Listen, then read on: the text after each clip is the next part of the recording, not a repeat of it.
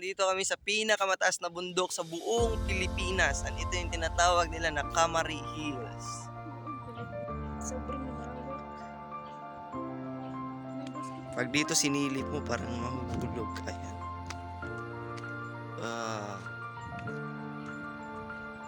Pinakamataas na bundok sa buong Pilipinas.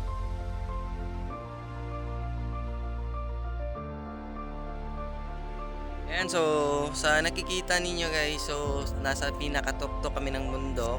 Ayan, kasama ko yung girlfriend ko. And at first talaga di namin alam yung daan papunta rito, pero ginusto lang namin makapunta rito.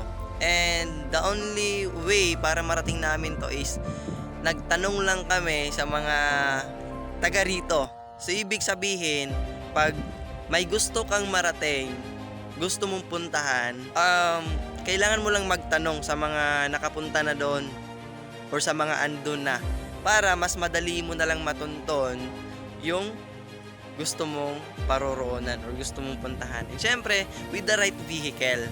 Ayan, kasi kung maglalakad ka lang, aabutin ka lang oras bago ka makarating. 'Di ba? So that's why dapat meron kang tamang vehicle at the same time magtatanong ka sa mga taong nakapunta na raw.